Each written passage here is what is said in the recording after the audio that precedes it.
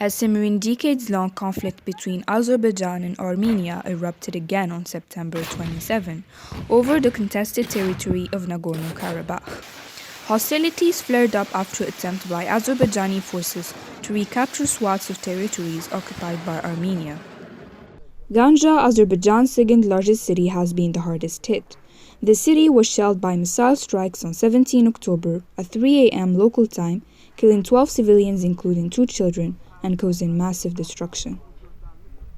The recent fighting over Nagorno-Karabakh is the worst in the Caucasus region since the 1990 war between Azerbaijan and ethnic Armenian forces.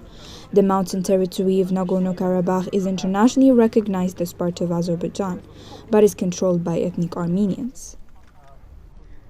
According to local authorities, heavy shelling destroyed 20 buildings, leaving people homeless.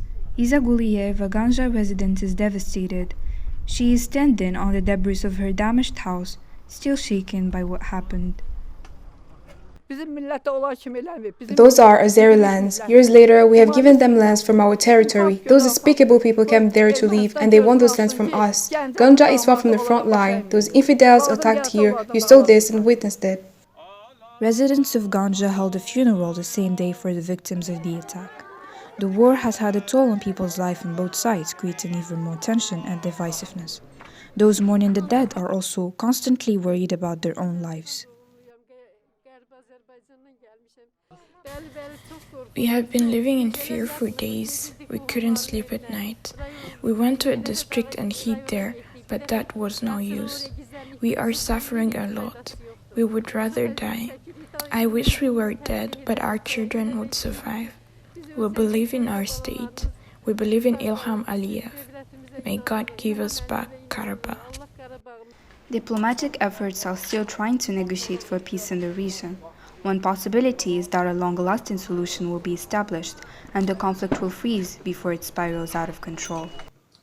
The other possibility, of course, is that this will turn into a wider war, that in the end Russia will feel compelled to come in on Armenia's side, though or that Turkey will attack and Russia will have to come in. I mean, the dangerous thing you see is that if the Azeris look like winning, there will be tremendous pressure on Russia to support the Armenians, because otherwise, Russian credibility will suffer a bad blow, among its other allies.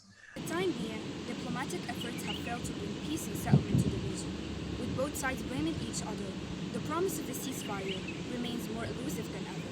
This is Safa Daudi reporting for Al Jazeera in Doha.